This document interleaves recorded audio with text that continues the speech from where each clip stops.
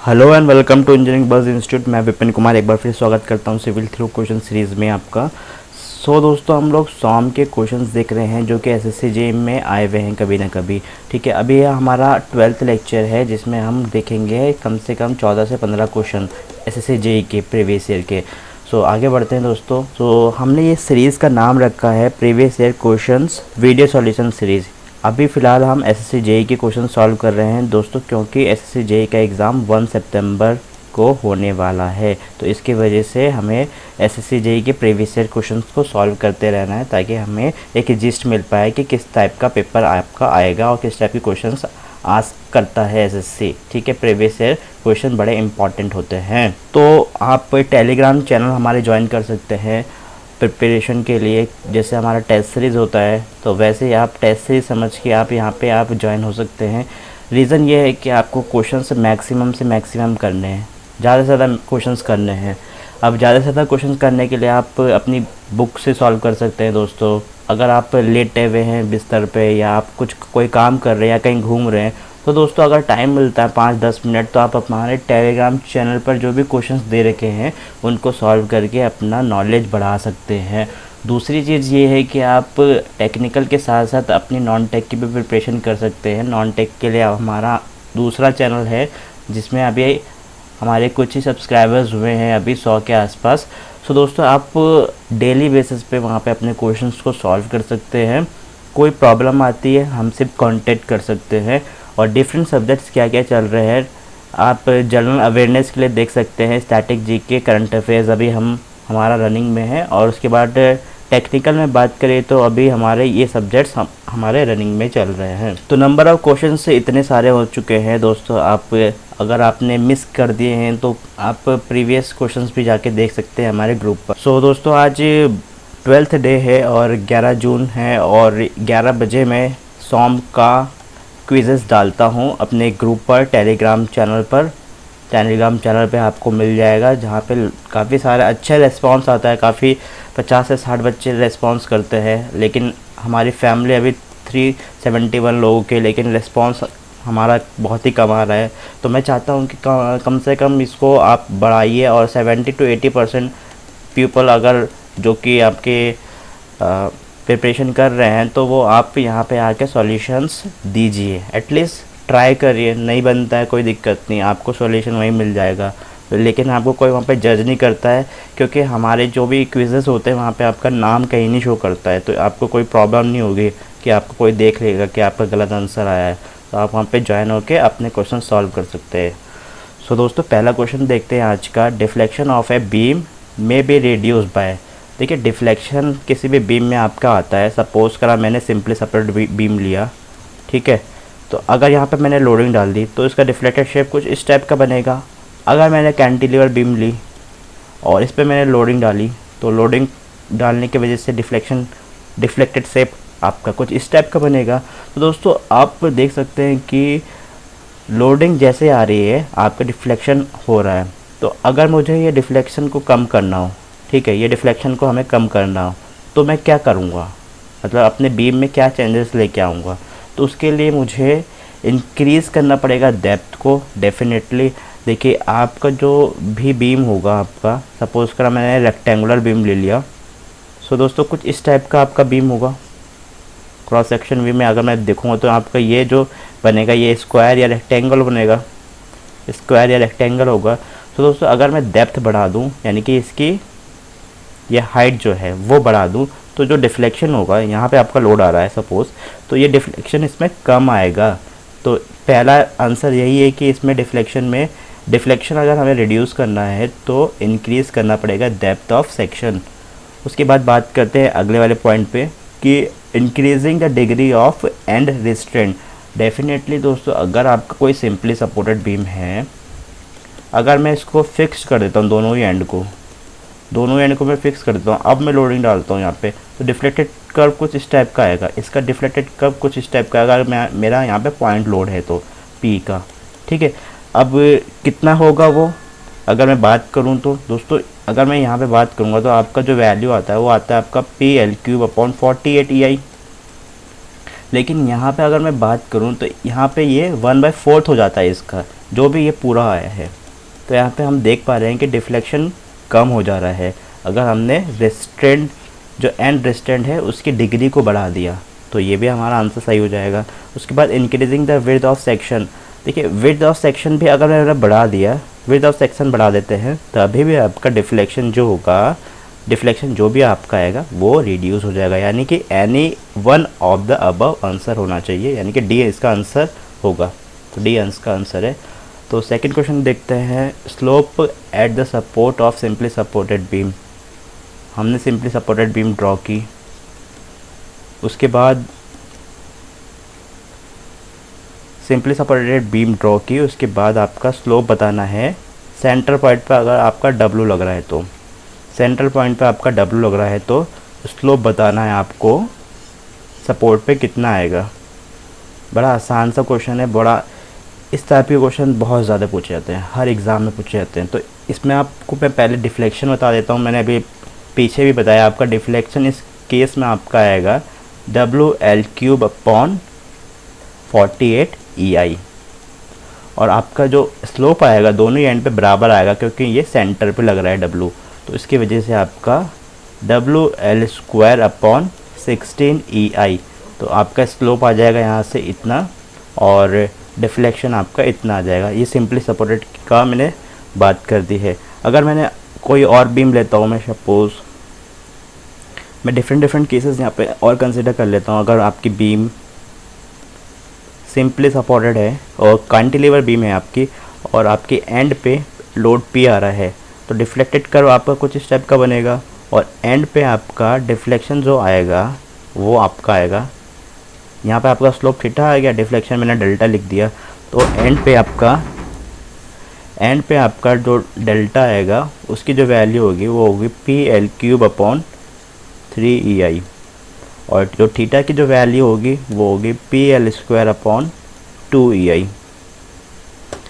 अगर इसके अलावा मैंने बात कर दी, अगर मैंने यहाँ पे पॉइंट लोड ना लगा के यूडियल लगा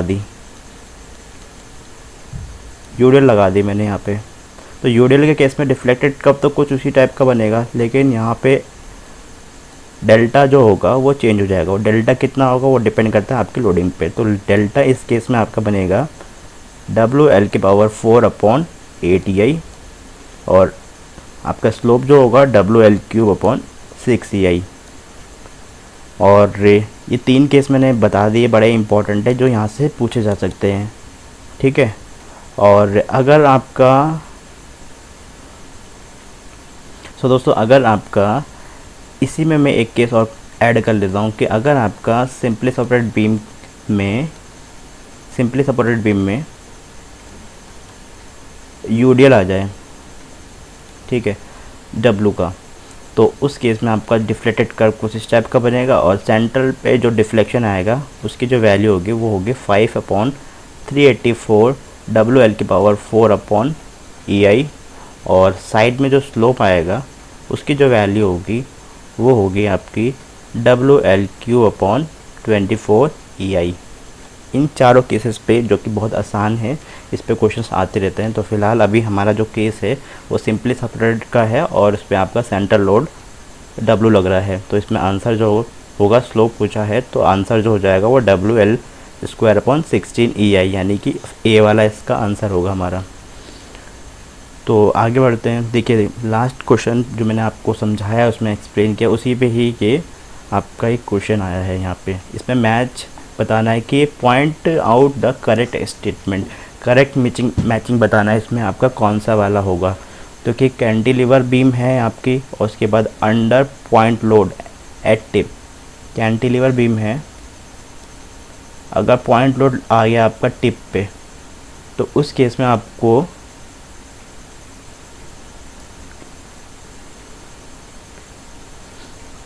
आपका डिफ्लेक्शन क्या होगा, ठीक है, टिप पर पूछ रखा है। तो इस केस में आपका डिफ्लेक्शन मैंने बताया ना लास्ट में, तो मैं बार बार क्या लिखता हूँ, तो यहाँ पे आपका WL³ अपॉन 3 EI होगा, लेकिन यहाँ पे 48 लिखा है तो इसलिए ये गलत हो जाएगा। उसके बाद cantilever beam under UDL, cantilever beam under UDL है, ठीक है। अब ये डिफ्लेक्टेड कर्व इस टाइप का, और इसमें जो यहाँ पे जो वैल्यू होगी WL⁴/8EI। तो जी हाँ, ये वाला आंसर आपका सही होगा। इस क्वेश्चन में देखते हैं, cantilever beam of length L carrying triangular loads of intensity W at support and 0 at free end, slope of the free end हमें फाइंड करना है। देखिए, आपको कैंटिलीवर बीम दी है और सपोर्ट पे आपको W इंटेंसिटी का लोड लग रहा है और ये ट्रायंगुलरली वेरी कर रहा है और 0 हो जाता है आपका एंड पे। तो इस केस में आपको पूछ रखा है स्लोप क्या होगा आपका एंड पर। तो डिफ्लेक्टेड कर्व कुछ इस टाइप का बनेगा पहले तो, और यहाँ पे आपसे डेल्टा पूछा है और थीटा पूछा है। यहाँ पे आपको थीटा पूछ रखा है बेसिकली। तो इस केस में आपका थीटा की वैल्यू क्या होगी? देखिए, इस केस में आपको सॉल्व नहीं करना है। मैंने जैसे लास्ट के कुछ केसेस बताए हैं आपको, तो वहाँ पे सॉल्व नहीं करना है, डायरेक्ट रिज़ल्ट याद रखना है। तो डायरेक्ट रिज़ल्ट याद रखने के लिए सबसे पहले हम देखते हैं कि यहाँ पे हमारा डेल्टा क्या होगा। तो डेल्टा की वैल्यू याद कर लीजिए, WL⁴/30EI, और थीटा की जो वैल्यू होगी वो WL⁴/24EI। तो दोस्तों, यहाँ से अब आपको समझ में आ सकता है कि अब आपको कन्फ्यूज़न होगा कितने सारे बीम से अलग अलग लोडिंग है, तो मैं इसको कैसे याद रखूँ। तो मैं यहाँ पे बोलूँगा आपको, आप नंबर याद रखिए बस। इसमें जो ये नंबर है ना, नंबर याद रखिए, क्योंकि आपको ये पता होगा कि अगर ट्रायंगुलर लोडिंग है या यूडीएल है, उन केसेस में आपका जो एल की जो पावर होगी वो क्या होगी, वहाँ से आप प्रेडिक्ट कर सकते हो। अगर डेल्टा है तो उस केस में आपके एल की पावर 4 होगी, थीटा है तो थीटा की पावर, थीटा में एल की पावर 3 आती है हमेशा। तो यहाँ पे आपको बस ये याद रखना है कि नंबर याद रखिए 24 और 30, ठीक है। और कम वाला जो होगा वो हमेशा स्लोप के लिए होगा यहाँ पे इस केस में, और यहाँ पे जो 30 होगा वो डेल्टा के लिए होगा। तो नेक्स्ट क्वेश्चन देखते हैं इस केस में। तो इसमें आपको कॉन्सेंट्रेटेड लोड W एक्ट कर रहा है सेंटर पे। सिंपली सपोर्टेड बीम दे रखी है आपको, सिंपली सपोर्टेड बीम दे दिए, सिंपली सपोर्टेड बीम दे दिए।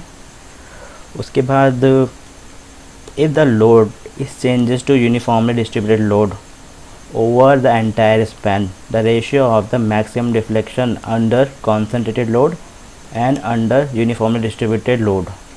तो रेशियो में फाइंड करना है, अगर मैक्सिमम डिफ्लेक्शन आ रहा है अंडर द कॉन्सेंट्रेटेड लोड, इसी में ही अंडर द कॉन्सेंट्रेटेड लोड और under the uniformly distributed load. अगर मैंने इसमें यूनिफॉर्मली डिस्ट्रीब्यूटेड का केस ले लिया, तो इस केसेस में हमें दोनों में मैक्सिमम डिफ्लेक्शन जो आएगा उसका रेशियो फाइंड करना है। तो यहाँ पे मैं डेल्टा 1 बोल देता हूँ इस केस में, और मैं इस केस में बोलता हूँ डेल्टा 2। तो यहाँ से आपको जो वैल्यू आएगा, ये W है तो WL⁴/48EI, और यहाँ से आपका आएगा WL⁴/5/384 WL⁴/EI। तो अब यहाँ से हमें देखना है कि जो ये W है वो कैपिटल W है, ये हमारा कैपिटल W है, और ये आपका स्मॉल w है जिसकी यूनिट होती है किलो न्यूटन पर मीटर, और इसकी यहाँ पे जो यूनिट है वो किलो न्यूटन होगा।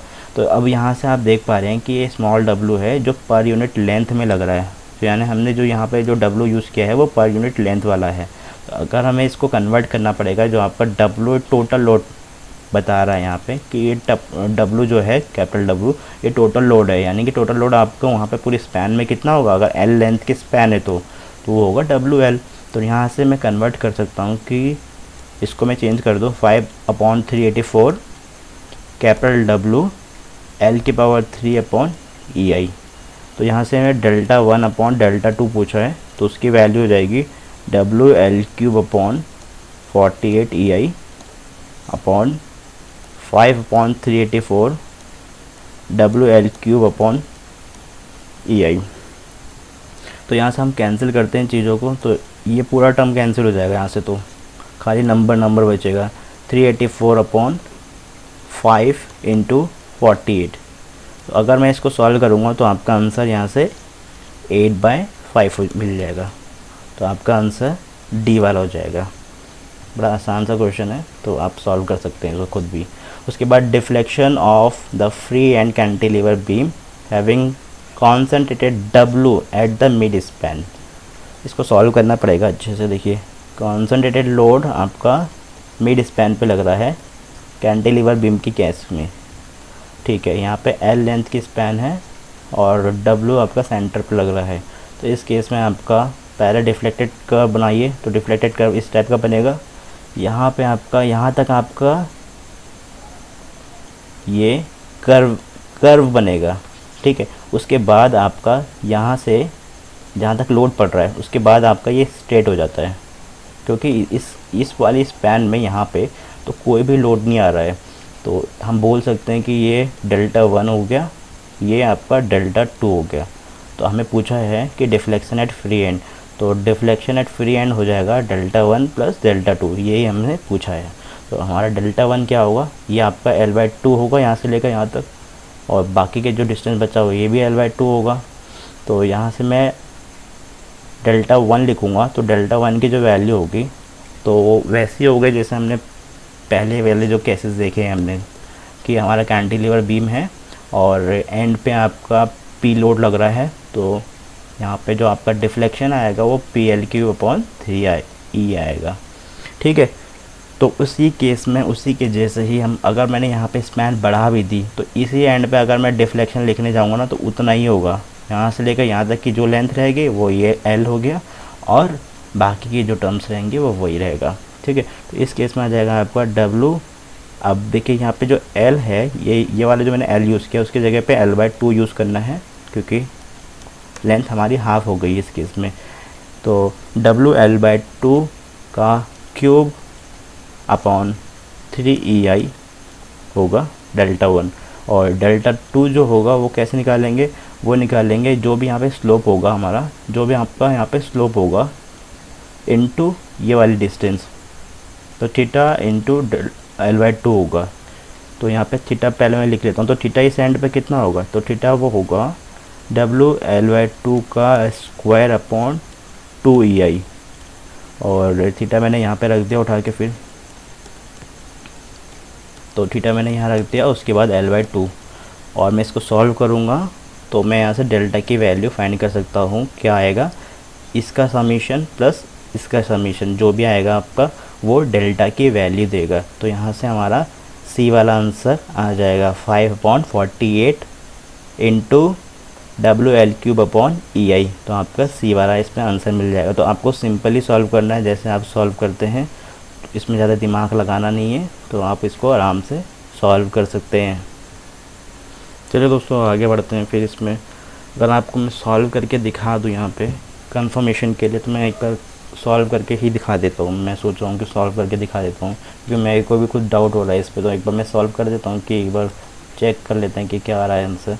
तो यहाँ से WL/3 अपॉन 8 इंटू 3EI हो जाएगा, प्लस WL/3 अपॉन 2 दो बार हो जाएगा, तो 2 की पावर 2 इंटू 2 की पावर 2 यानी कि 16 आ जाएगा यहाँ से।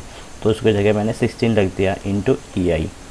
तो WL/3 अपॉन EI बाहर आ जाएगा, और बचेगा क्या, यहाँ पे 1/24 प्लस 1/16।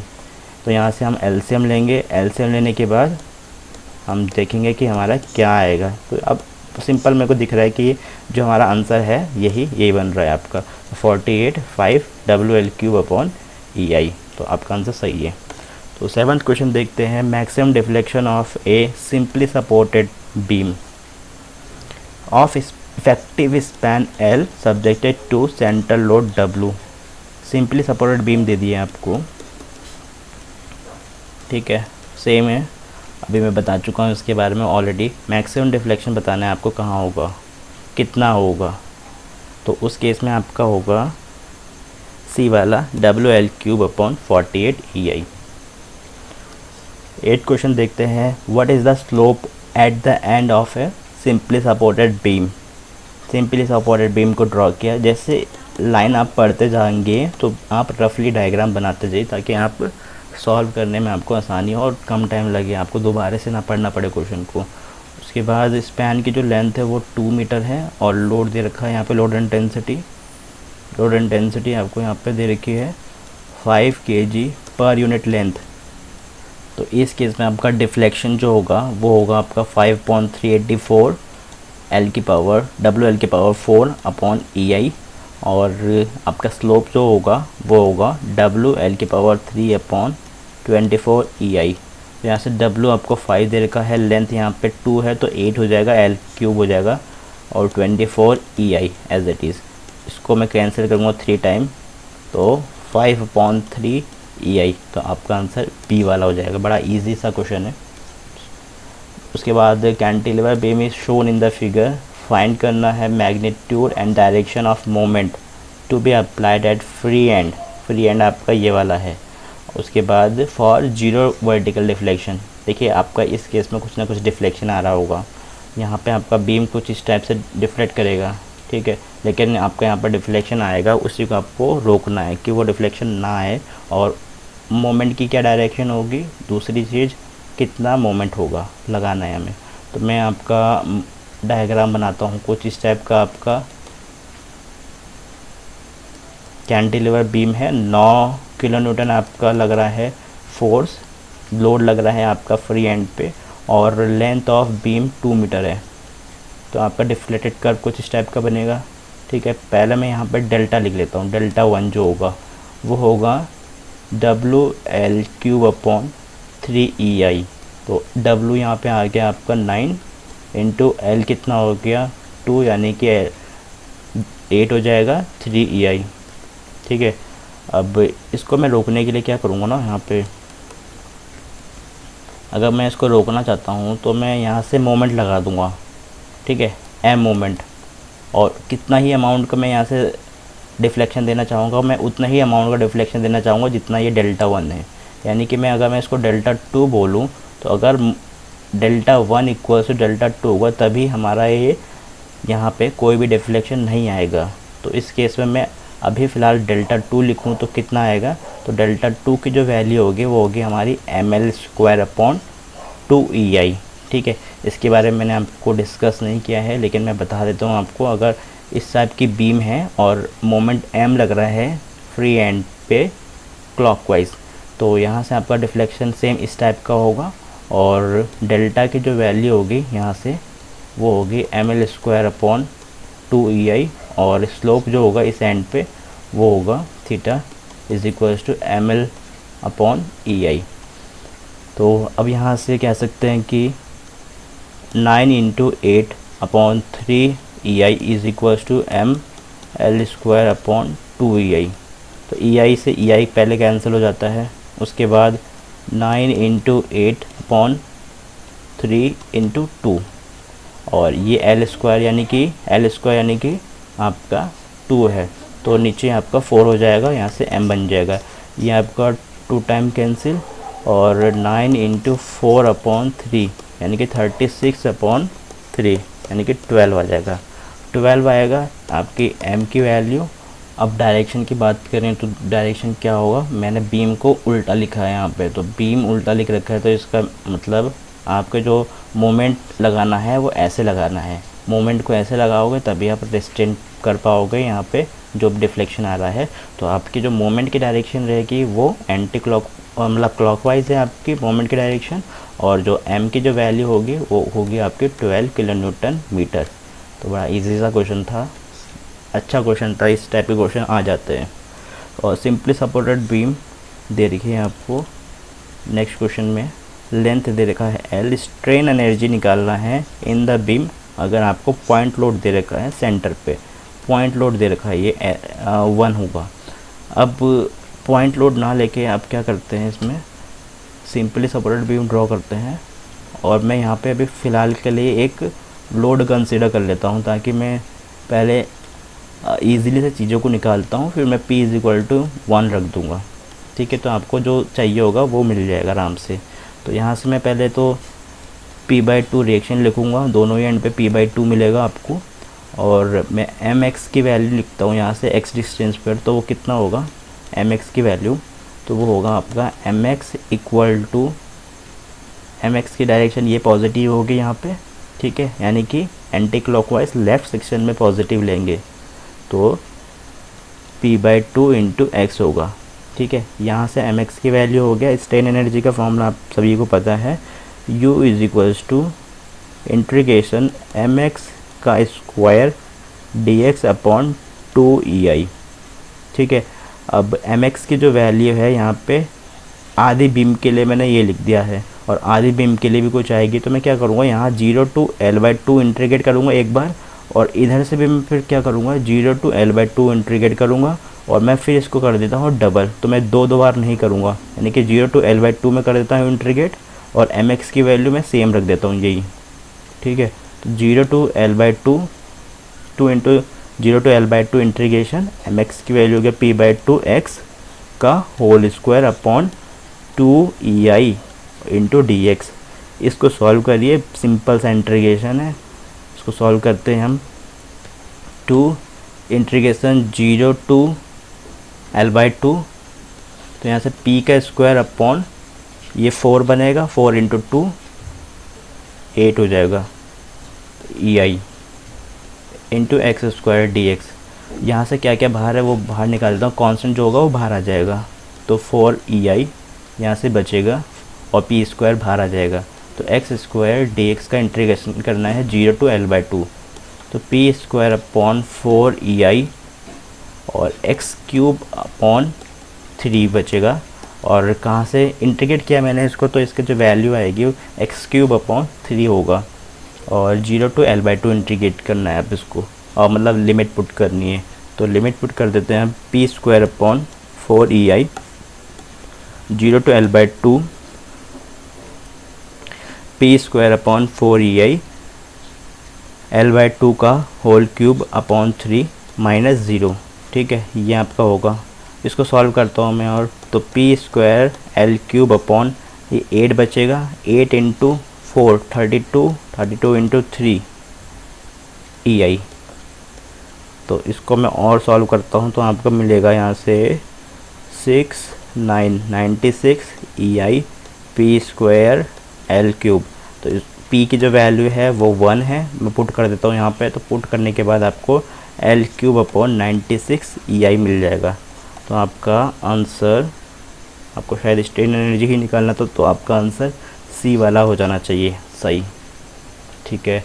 उसके बाद maximum deflection due to load W, the free end of a cantilever of length L and having flexure rigidity EI। Maximum deflection due to W at the free end of cantilever. W आपका free end पे है cantilever पे, और length आपकी यहाँ पे span की वो L है। तो अब सॉल्व करके बताना है कि क्या होगा। ठीक है, मतलब मैक्सिमम डिफ्लेक्शन क्या होगा। तो मैक्सिमम डिफ्लेक्शन इस केस में आपका फ्री एंड पे ही मिलेगा, उसकी वैल्यू जो होगी WL क्यूब अपॉन 3EI। तो आपका आंसर डी वाला हो जाएगा। तो नेक्स्ट क्वेश्चन देखते हैं, 13 क्वेश्चन। इसमें क्या दे रखा है, a rolled steel joist. Joist मतलब एक टाइप की बीम है ये भी। ठीक है। A rolled steel beam is simply supported at its end carrying UDL which causes maximum deflection of इतना, स्लोप इतना, और लेंथ ऑफ जॉइंट हमें निकालना है। जॉइंट नहीं होगा, जॉइस्ट होगा। तो यहाँ से एक सिंपली सपोर्टेड बीम दी है आपको, सिंपली सपोर्टेड बीम दी है, इसमें आपको यूनिफॉर्मली डिस्ट्रीब्यूटेड लोड लगा है, यूनिफॉर्मली डिस्ट्रीब्यूटेड लोड लगा है।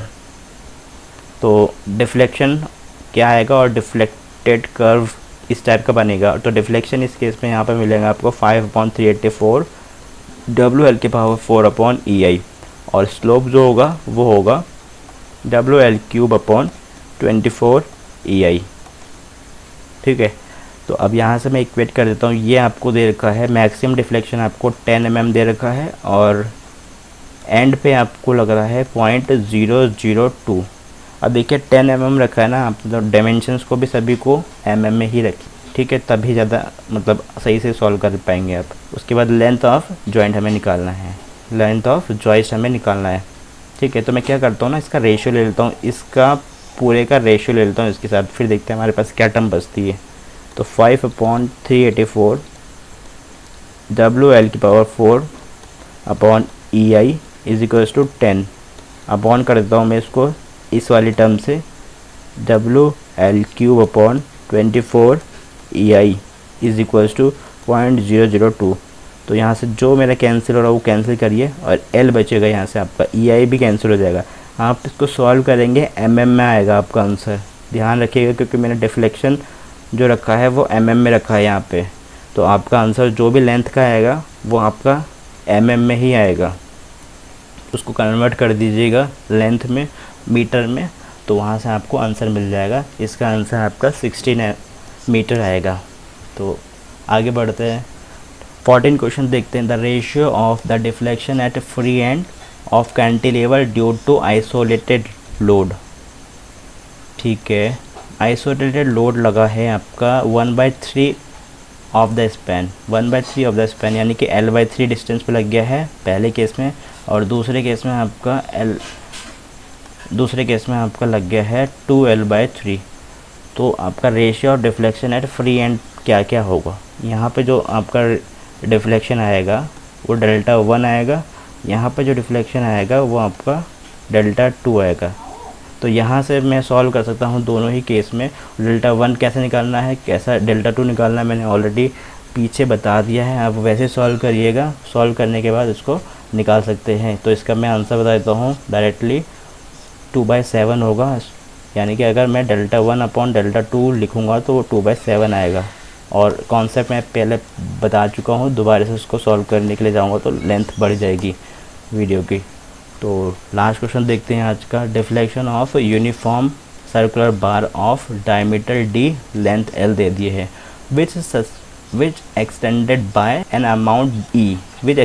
amount E under a tensile pull W when it carry the same load at its midspan। देखिए, एक सर्कुलर बार दे दी है आपको, यहाँ पे सर्कुलर बार दे दी है, उसके बाद इसमें डिफ्लेक्शन बोल रहा है, deflection of uniform circular bar of diameter D।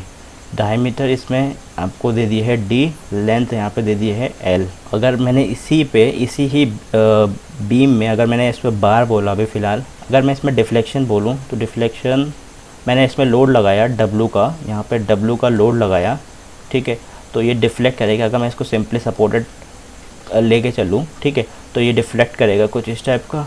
और डिफ्लेक्शन जो यहाँ पे मिलेगा वो होगा आपका डेल्टा = WL³/48 EI, ठीक है। और अगर इसी केस में इसी बार पे अगर मैंने W टेंजाइल लगा दिया, W यहाँ पे टेंजाइल पुल में कन्वर्ट कर दिया, और वहाँ पे जो एक्सटेंशन आ रहा है वो E के बराबर आ रहा है, और एक्सटेंशन का जो वैल्यू होगा WL/EI होगा, WL/AE होगा, ठीक है। अब यहाँ से मैं इसको सॉल्व करता हूँ थोड़ी सी कुछ चीज़ों को। तो WL ऐसे रहेगा, A जो रहेगा यहाँ से आपका π/4d² E ऐसे रहेगा। इसको मैं सॉल्व करता हूँ WL³/48 E, और I को मैं लिख सकता हूँ π/64 d⁴। तो यहाँ पे मैंने इसका मोमेंट ऑफ इनर्शिया रख दिया, इसको मैं थोड़ा सा सॉल्व करता हूँ। और तो यहाँ से मिलेगा WL³/48 E, I की जगह पे πd/4 और 64 आपका ऊपर चले जाएगा, यहाँ से 16 के टेबल से जाएगा, तो 16 3 जा और 16 4 जा, तो यहाँ से 4/3 WL³/E πd⁴। यहाँ से आपको ये डेल्टा की वैल्यू मिल जाएगा। यहाँ से E की वैल्यू निकालूंगा तो WL/π4 ऊपर चले जाएगा d²/E, ठीक है। अब यहाँ से मैं इन दोनों में एक रिलेशनशिप चेक करूँगा कि क्या आएगा, रिलेशनशिप क्या होगा। तो यहाँ से रिलेशनशिप चेक करने के लिए डेल्टा = 4/3, ठीक है, 4 मत लिखिए, 4 यहाँ से हमारा इसमें काउंट हो जाएगा, 4W एक L यहाँ से, यानी कि एक L² बचेगा यहाँ पे हमारा, ठीक है, और πd²E, तो यहाँ से नीचे से एक d² बचेगा, और ये वाला 3 ऐसी एज इट इज़ बचेगा, और इंटू E आ जाएगा। तो आपका ये यहाँ से रिलेशन मिलेगा। तो आपका आंसर क्या होगा, C वाला इसका आंसर हो जाना चाहिए। आप मिला के देख लीजिए, सही है सारी चीज़ें जी। तो धन्यवाद दोस्तों इस वीडियो को पूरा देखने के लिए।